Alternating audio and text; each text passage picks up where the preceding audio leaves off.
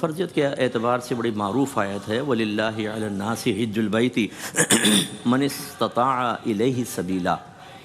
للہ یہ لام ہے، تخصیص کے لیے آتا ہے یہ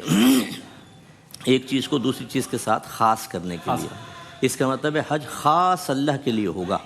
سیلفیوں کے لیے نہیں، واہ واہ کے لیے نہیں، کوئی کاروباری فائدہ اٹھانے کے لیے نہیں، خاص اللہ کے لیے۔ پھر آگے علی الناس ہی ہے، علی جو ہے وہ کلام عرب میں کسی چیز کو لازم کرنے کے لیے آتا ہے، اس کو کہتے ہیں الزام کے لیے آتا ہے، تو اس کا مطلب ہے لوگوں پہ فرض ہے، اس لیے اس کا ترجمہ کرتے ہیں۔ ویسے تو ترجمہ ہے لوگوں پر، لیکن چونکہ اس کا مقصود کیا ہے، اس کا استعمال کیا ہے عرب کے اندر، یہ کس لیے وضع کیا گیا ہے، اس کو سامنے رکھیں تو خالص اللہ کے لیے لوگوں پر فرض ہے حج البیت، کعبۃ اللہ کا حج۔ اچھا لفظ تو یہ ہے بیت کا حج، مراد یہ ہے کہ اس کا قصد و ارادہ کیا جائے گا، اور لیکن شرط لگا دی کہ من استطاع الیہ سبیلا، اس شخص کے لیے جو راستے کی استطاعت رکھتا ہو، تو جس کے پاس زیادہ راہ ہے، یعنی اس کا خلاصہ یہ ہے کہ پورا سفر خرچ اور سب کچھ اس کے پاس پیسہ ہو، اور گھر اگر اس کے وہ کفیل ہے گھر والوں کا تو اتنا خرچہ دے کر جائے کہ واپسی تک آرام سے لوگ گھر والے گزارا کر سکیں، تو حج فرض ہو جاتا ہے۔ اور پھر جو اگلی آیت ہے وہ بڑی تشویشناک ہے، یعنی مطلب ڈراتی ہے، وَمَن كَفَرَ فَإِنَّ اللَّهَ غَنِيٌّ عَنِ الْعَالَمِينَ،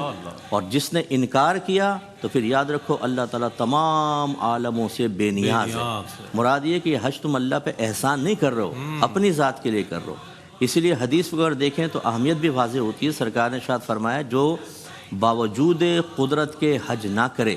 وہ یہودی ہو کر مرے یا عیسائی ہو کر مرے، اتنا سخت سرکار نے لفظ ارشاد فرمائے۔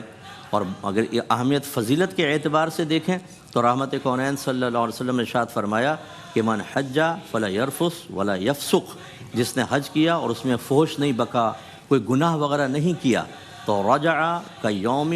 امہ ولدت، تو وہ ایسے لوٹ کر آئے گا، ولدت امہ، ایسے لوٹ کر آئے گا جیسے آج ہی اس کی ماں نے اس کو پیدا کیا ہے، یعنی بالکل صغیرہ کبیرہ ظاہری باطنی گناہوں سے پاک و صاف ہو کر آئے گا۔ اور یہاں آپ کی وساطت سے صرف دو باتیں میں عرض کروں گا کہ یہاں خاص جو سرکار نے قید لگا دی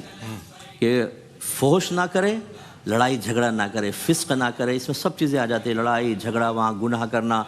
تو بعض لوگ وہاں جاتے ہیں اور لڑائی جھگڑا شروع کر دیتے ہیں، ایک بوٹی پہ لڑ رہے ہوتے ہیں، ہمیں کھانا صحیح کیوں نہیں دیا، لوٹا کیوں صحیح نہیں ہے، رہائش کیوں صحیح نہیں ہے، تو صبر کرنا چاہیے۔ اسی طرح وہاں پہ چونکہ ہر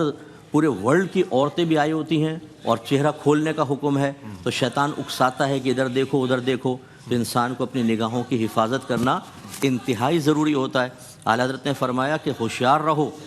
میدان عرفات میں خاص طور پہ فرمایا کہ اللہ کی بندیاں وہاں پر ہیں اور مخصوص اللہ کی رحمت کی نگاہوں کے اندر ہیں، اس وقت بہت احتیاط کرو، ایسا نہ ہو کہ تمہاری کوئی غلط نگاہ اٹھے اور تمہارا معاملہ خراب ہو جائے۔ اس لیے کوشش کرنی چاہیے کہ جو بھائی بہن ہمارے حج پر ہیں، خیر وہ تو ابھی سن نہیں رہے ہوں گے، لیکن کوئی وساطت سے اگر وہاں تک بات پہنچائے، ہمیں امید ہے کہ وہ ایسے ہی کر رہے ہوں گے، لیکن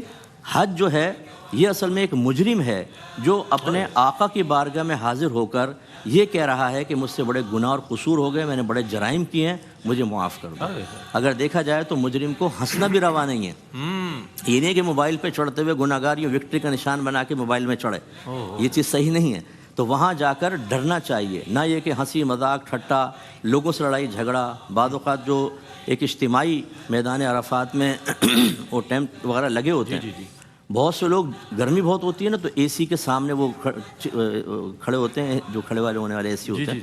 ان کے سامنے جگہ گھیر لیتے ہیں اپنی پوری فیملی، اور پھر کوئی آ کے بیٹھے تو لڑائی جھگڑا شروع کر دیتے ہیں۔ یہ چیزیں نہ کریں، ایثار کریں، قربانی دیں، تو انشاءاللہ عز و جل گناہوں سے ایسے پاک و صاف ہو کر آئیں گے جیسے آج ہی اپنی ماں کے پیٹ سے پیدا ہوئے۔ کیا کہنا ہے، سبحان اللہ سبحان اللہ۔